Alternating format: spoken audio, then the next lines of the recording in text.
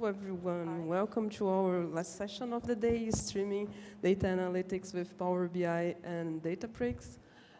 Here we have two Bricksters coming from our London office, London in England, that are really experienced in the domain of big data analytics and also business intelligence. So with you, Liping and Marius, welcome. Thank you. Well, first of all, thank you very much for choosing to spend part of your afternoon with us. We'll be spending some time today talking about two awesome technologies. So we have Power BI and we have Databricks, and how the two of them can work together in order to implement basically streaming data or real-time reporting scenarios. In terms of the agenda we have today, I'm going to spend a few minutes and a few slides just talking about the importance of real-time analytics and the purpose of even having a talk today.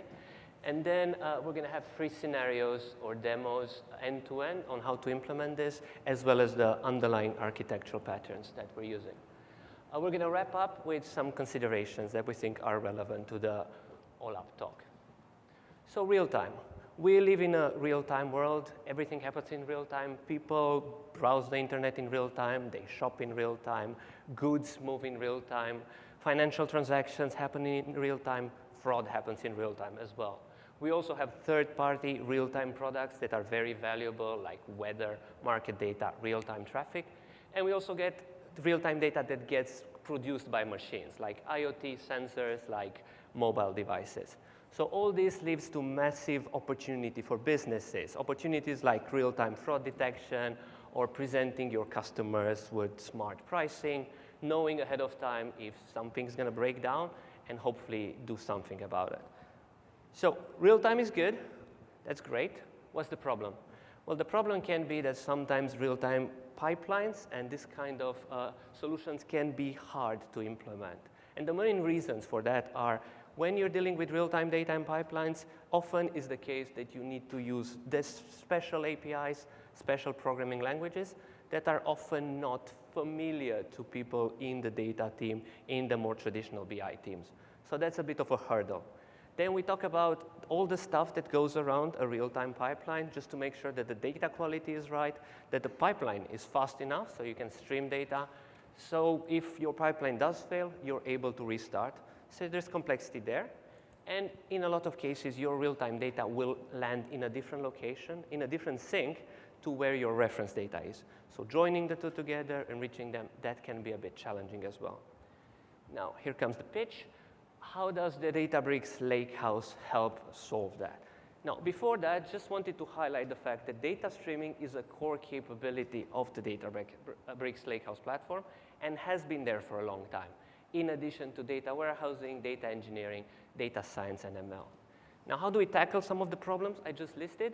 Well, first of all, we enable all your data teams to easily interact or create real-time pipelines using the language of choice, the language they're familiar with, and a tool they're already familiar with, ideally Databricks.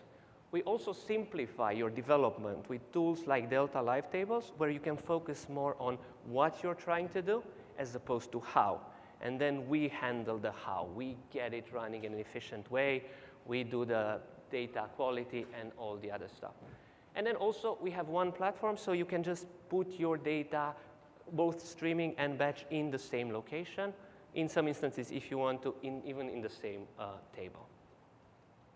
Before I go into the first demo / scenario, just wanted to highlight this is not a deep dive into Power BI. There's plenty of material on Power BI out there on the internet on virtually every topic. It's not a deep dive into Delta Live Tables or structured streaming. Lots of talks at this conference around that. As a matter of fact, the previous talk here was just about that. And it's not about Databricks SQL. It's not a deep dive. It's mainly focused on how do we use all these components in order to get that end-to-end pipeline and that real-time reporting. Now, let's move on to the first scenario that we're going to go over. So if we look at on the left side, we have various data sources that are going to produce real-time data, streaming data.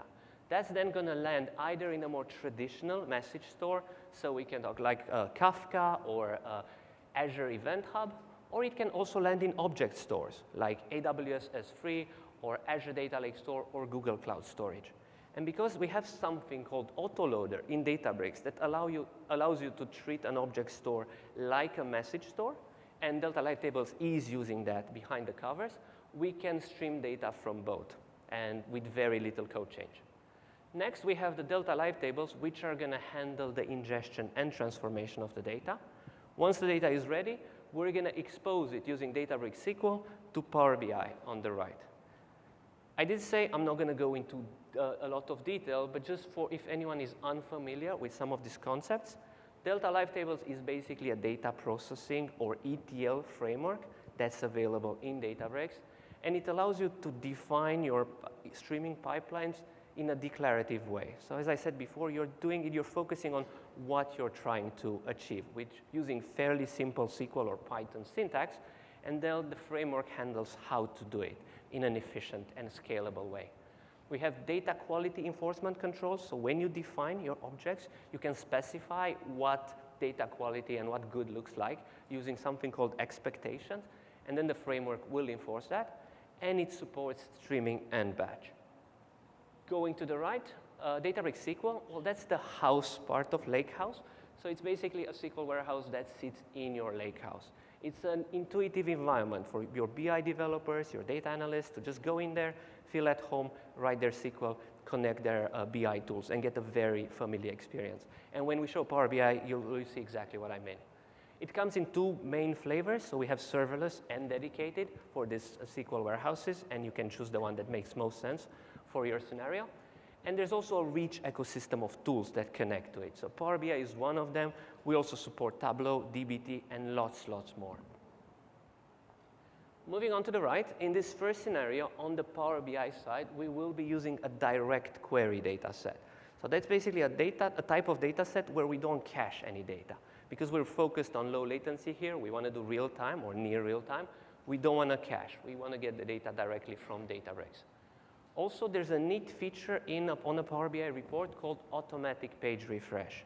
If you turn that on, what Power BI service will do is it's going to automatically go back to Databricks and refresh the data at an interval that you set, as opposed to you having to click refresh on your page or interact with the report every time you want to see if the underlying data has changed. In terms of what data and model I'll be using for this demo is we have obviously synthetic data. It's a very simple data mart here where I have a fact internet sales that has the real-time data. And then I have two dimensions. This is reference data. This is not real-time. But I have this in order to highlight that it's fairly easy to enrich your real-time data with reference data that you already have in your platform, which is quite a common pattern. And it helps a lot making your data more usable for your reporting. I'm going to move on to the first demo now.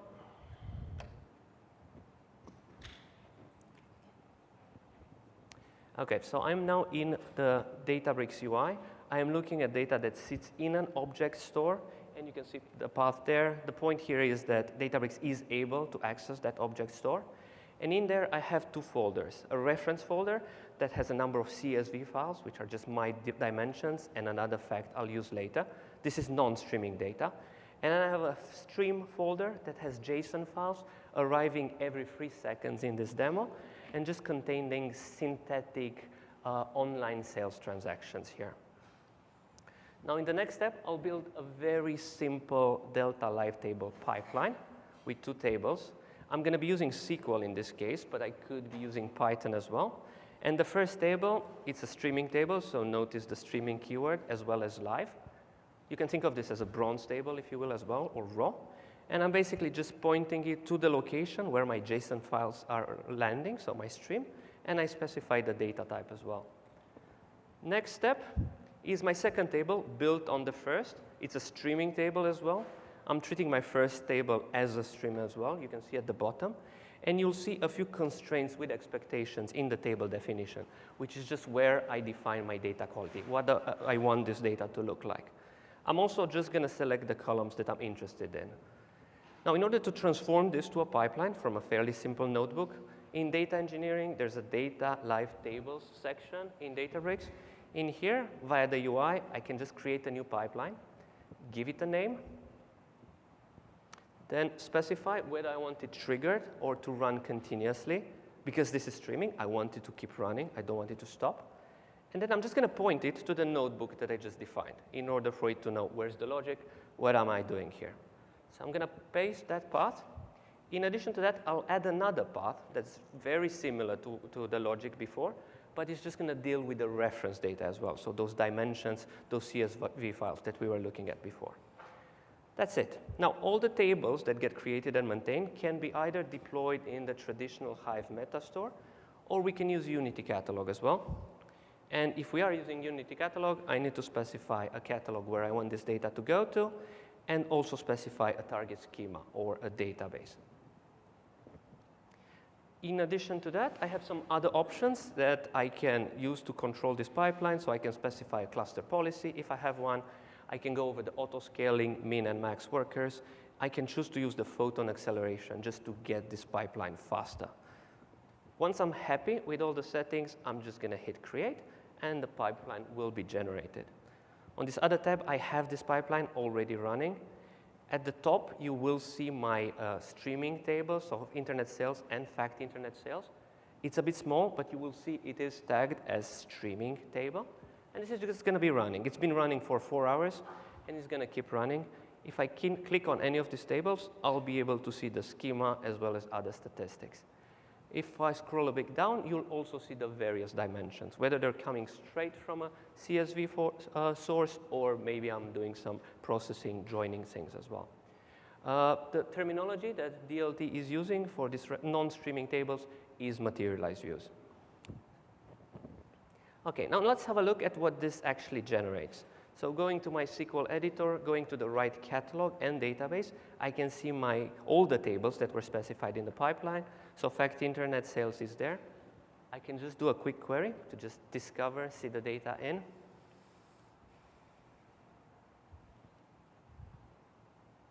And then, yeah, just run it.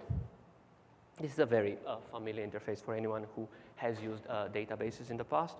I can see the data. Now, just to make sure that my stream is still running, I'm just going to do a quick count on this table, save the result in the reporting canvas, and then just run it again. So there's my output.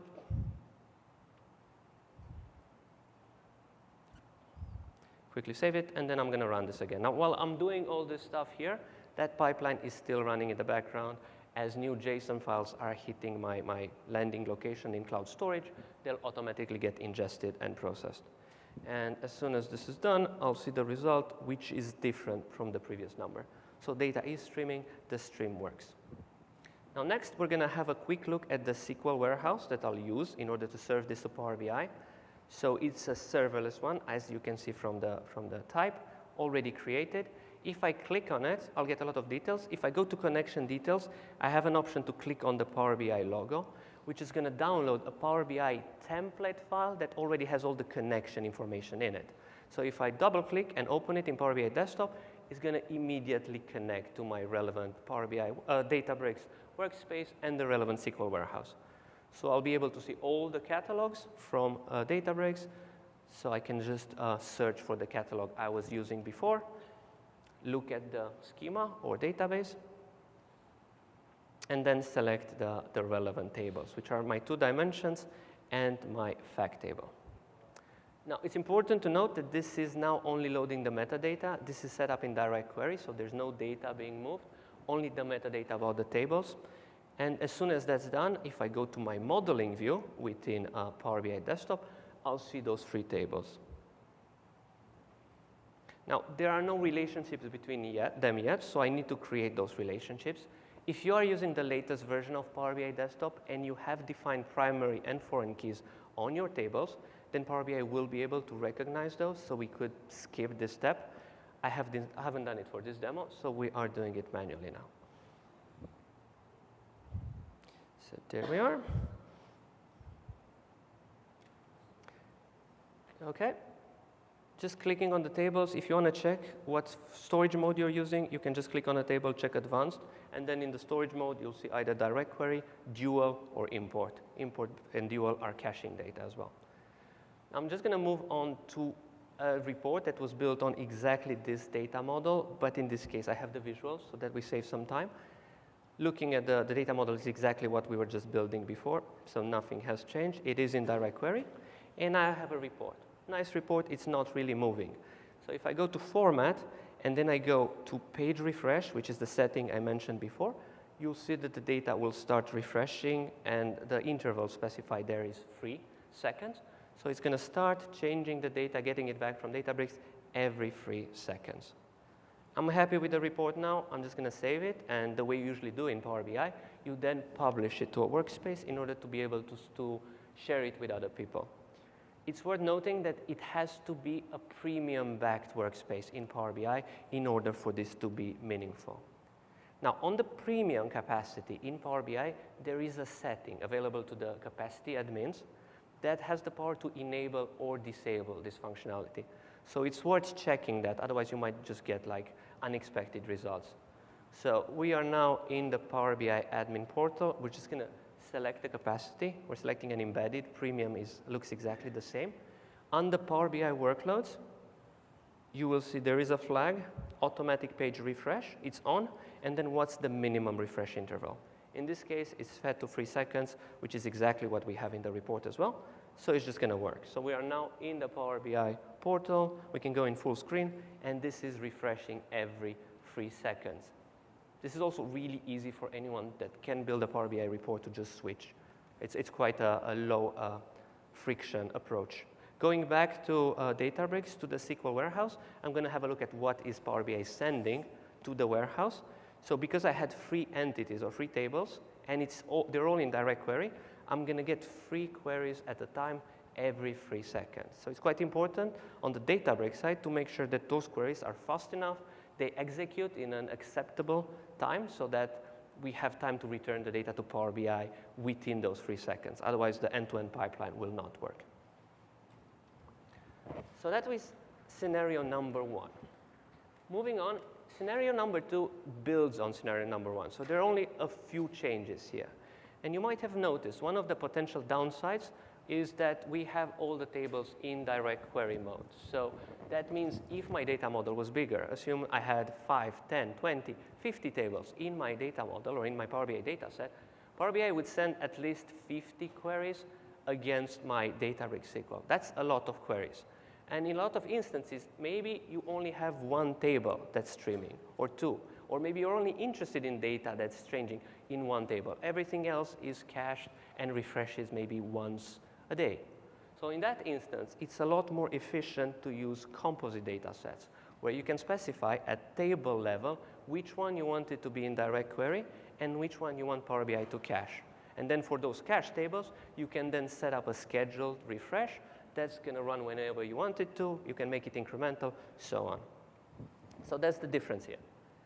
In terms of the underlying data model in Power BI that I'm using here, I still have my fact internet sales, which is my real-time table. But then I have another fact table, fact product inventory. This is going to be cached. We can assume this is a very large table, not efficient to just reload it every 3 seconds in Power BI. Moving on to the demo, this is just going to focus on the Power BI side, on the serving layer. So in terms of connecting, I am now going to go from Power BI desktop, just going through the more traditional way of connecting to data. So going Power BI, get data. You'll see all the data sources here that are available. So just search for Databricks, get Azure Databricks there, and then specify the server host name, which comes straight from the connectivity page of the warehouse, and the HTTP path. So I can specify those 2, and that's it. Well, no, that's not it. I also need to specify whether it's import or direct query. Now, it's important to always start with direct query, because from direct query, you can move to import. You can't move from import to direct query, so it only goes one way. Once I specify that, again, go find the relevant catalog, find the relevant database, and then select the tables I want to report on. In this case, I'll select the additional fact table, hit load. Just like before, at this stage, we are only getting the metadata from Databricks, so no actual data is being loaded or cached. And then in the model view, once again, we need to create those relationships. In order to save some time, we already have them here. So the relationships are created, and if we have a quick look, the dimension tables, according to Power BI best practice in composite models, are going to be set to dual. So they're going to be both cached, but Power BI will know that they're available in direct query as well. The fact internet sales, which is my streaming fact table, is going to be set in direct query. I want to be able to keep streaming that data in. And then fact product inventory is going to be in import mode. I'm caching this one. Looking at the report, I now have two KPIs that have a white background. Those are the only ones that are coming from the streaming data.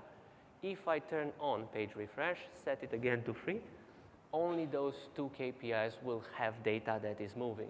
Everything else in the report is static, is served by already cached data. So this is a way more efficient way if you don't need your whole dashboard or your whole report to change or refresh every 3 seconds or whatever interval you set. I'm happy with this now, so I'm just going to publish it to the same Power BI workspace. So it's already backed by premium. We already checked the settings, so I am able to do auto page refresh on this capacity. So I can just open it now in Power BI on the portal, and it's just gonna just work. So we can see the two KPIs are changing, are moving. Everything else is static. Okay, we can also go in full screen. Looks neat. And then if we just have a very quick look on the Databricks side, on the SQL warehouse, there's going to be fewer queries now being sent from Power BI to Databricks every 3 seconds. In this case, just one query. And that one query will be against fact internet sales, which is the one table that has streaming data in it. That's the end of the second demo or scenario, and I'm going to pass it on to my colleague to go through the third one. Right. So in the third scenario, we are using structured streaming in Databricks and streaming data sets in Power BI to do the streaming data analytics. Before Delta Live Tables came to Databricks, structured streaming will be the feature of choice if you're doing streaming in Databricks. For those of you who might not be familiar with structured streaming, it's different from Delta Live Tables because Delta Live Tables abstract a lot of the management away from you in terms of checkpointing, in terms of managing your own compute. But for structured streaming, you do all of that yourself, but that also means you have more control and flexibility. For instance, Delta Live Tables give you out-of-box data quality capabilities. If you want to do your own data quality framework, you might want to use structured streaming. Or Delta Live Tables let you do declarative pipelines using SQL or Python. But if you're more familiar with Scala and want to write Scala pipelines, you want to use structured streaming. It also handles majority of the transformation logic. In our case, in this scenario, we want structured streaming to handle all of the transformation logic. This is because Power BI streaming dataset doesn't have a capability to do transformation. And with structured streaming, you have a choice to persist or not persist the Delta tables, depending on your latency requirement, and if you have a need to analyze historical data. With streaming dataset, it's a lesser known feature within Power BI. Unlike the first two scenarios where you're pulling data using Power BI from Databricks, this is using Databricks to push data to Power BI. It stores a very, very limited amount of historical data and discards it after a short period of time. It's a Power BI service-only feature, which means you don't need Power BI desktop to do the development. Again, it doesn't give you any transformation capabilities when it comes to analytics. Unlike the first two scenarios where you're building a data model using star schema, structured streaming and streaming data sets working together will stream a single table into Power BI service, and we'll see how it works. First, I am right now in Power BI service in a workspace, and I am going to now create a streaming data set. And we're going to choose the push API option. We'll click next, and we'll give our data set a name. and then we're going to have to give it the schema. Now, within Power BI, it gives you the choice of data types for each column. You can choose text, numeric, or datetime. And you can choose whether or not to analyze historical data. We already have a data set created, so we're going to take a look at that. And here you have the name and the entire schema. And this is the schema of the table that we're going to push into Power BI using Databricks. And here's an example of JSON payload we're going to give to the push API. And now that we have the schema, we can take a look at the API information. So here's the push URL. You'll have the Power BI tenant ID and the dataset ID, as well as the API key in that entire URL string. And then you see the JSON example again. Now we have all of that. We can move to Databricks, go to the structured streaming dataset. We start from loading the reference tables. Now, because they're reference tables, they don't change. So we use spark.read and reading the CSV files of our sales territory CSV, as well as our promotional table. And then we're going to use autoloader to stream in the sales data. And because we're streaming, we're using spark.readstream, and we're telling Databricks to use autoloader by using format cloud files, and we're streaming in JSON files. Here you can see the table that we're streaming in, and these are strictly sales data. But we want to enrich it with reference tables so we can slice and dice the data. So we do a join between our streaming table and reference table, and we clean up the schema a little bit, and then you'll be able to see the final schema that we are streaming into Power BI. Here we have promotion types and sales territories, so we can go and do analytics within Power BI. Here we're storing the Power BI API key. When you're doing it, you should be doing it in secret scope. And then we are writing a function to call the Power BI API. And this function will be applied to each micro batch when we are streaming using for each batch. So what we're doing here is we're transforming the data frame into JSON and give the JSON to the request as a payload. And then we're going to have to give it the URL. We hard-coded the tenant ID because we don't change the tenant ID. But you can also pass it in, like how we are passing in the Power BI dataset ID and the API key. And then we're just going to call the Power BI push API. After we write the function, the most important step is we're going to do data frame, write stream, and for each batch, we're going to call that function. And then we can start the streaming. So each micro batch will get transformed into a JSON load and get pushed into Power BI. And now this is streaming in Databricks. We can go back to Power BI and build our visualization. In Power BI, in order to visualize this, we'll create a dashboard, and we'll name the dashboard, and then start adding tiles. When we're adding tiles, we're going to tell Power BI we're going to use real-time streaming data, and we can choose the streaming data set we have created. And in this case, I'm just going to build a very, very simple visual using line charts, using the datetime as axis, and then order quantity as value. You can choose how much historical data you want to analyze, and in this case, we're just going to do 1 minute. Once I confirm it, the streaming will start within Power BI, and you can see the line keep moving forward.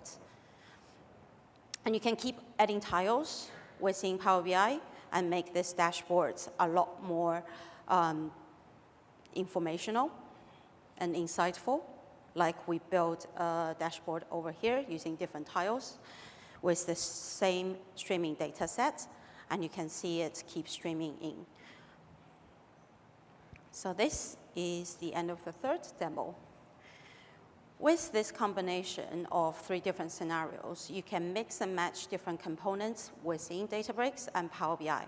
For instance, you could do structured streaming and persist the gold layer of Delta tables and then use Databricks SQL to serve direct query or composite model.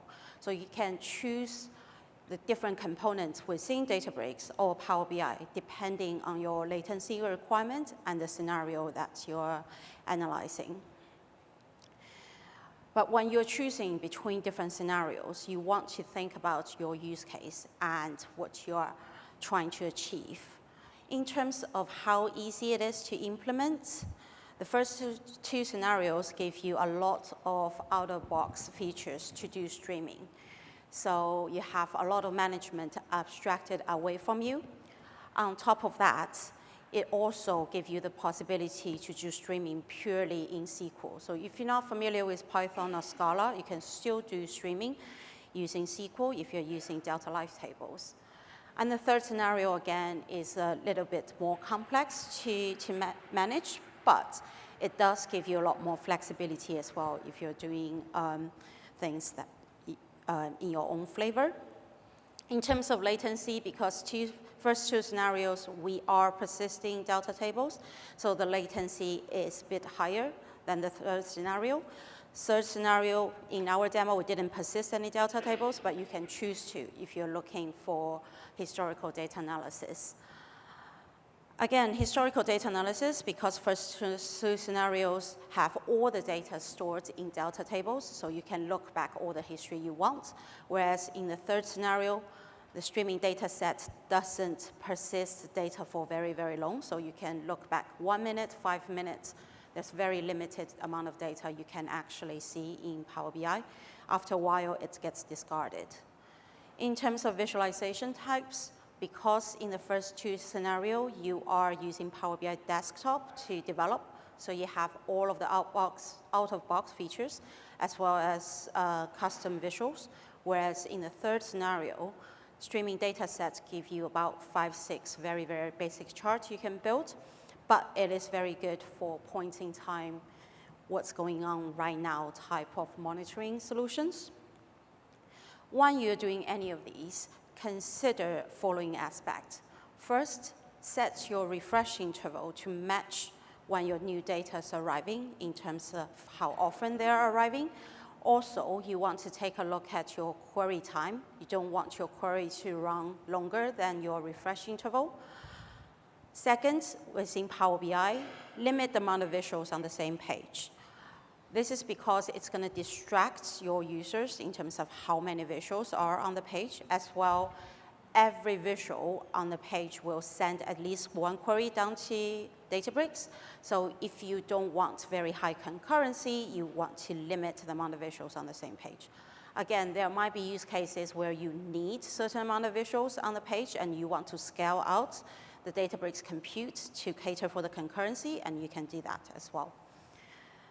Within the relationship building of Power BI, there's an option you can toggle on referential integrity. You definitely want to do that because once that's toggled on, Power BI will generate inner join queries down to Databricks, and those queries run a lot faster than outer queries. And you want to push as much transformation logic down to Databricks as possible. This is because Power BI is built as a visualization tool. The processing power in Power BI is limited compared to what Databricks can do, so you want Databricks to do the heavy lifting. When it comes to the Databricks side, try to use SQL Warehouse as opposed to the all-purpose compute when you're doing the Power BI direct query or composite models. This is because one Photon engine is automatically enabled for SQL warehouses. On top of that, SQL warehouses has a lot of features that's built in for performance optimization for BI workload, such as predictive I/O or intelligent workload management. And you want to choose the appropriate SQL warehouse tier. We have 3 different tiers: Pro, Classic, and Serverless. So you might want to start with Pro. Pro gives you the really good performance when you are streaming 24/7.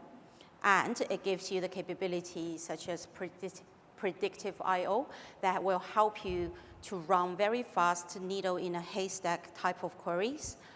But if you're more cost conscious, you might want to use a classic cluster to run 24/7 streaming. You also could have use cases where you have very volatile streaming volume coming in at different times of day. So you want Databricks to manage that scale out of compute for you. So you might want to use something like serverless tier. And serverless tier also give you the capability to do intelligent workload management. That means the faster running queries will not be blocked by slower running queries, and it goes through the faster lane. And this is very useful when you have longer running queries in your cluster. And then use photon acceleration when you're using delta live tables as well as structured streaming. It typically will boost the performance of your streaming, especially if you have stricter latency requirements. And event logs of delta live tables are written into delta tables. And this is the status of your pipeline. This is what happened with your pipeline. This is what happens with the data quality checks of your pipeline. And you can visualize all of that using Power BI to, in real time, monitor the health of your delta live table pipeline as well. By the end of this week, we will put all of these demos onto the GitHub so you can download it in terms of the notebooks as well as the Power BI template and have a play yourself if you want to. And here are some other resources that's available online for the streaming components within Databricks, as well as Power BI, and also how the two work together. Oh, I think people are taking pictures of the resources, so just pause for a second. And we'll be around for another 10, 15 minutes. If you have any questions, please come to us, ask questions, or get in touch online. We'll see you at the party tonight, and have a great afternoon.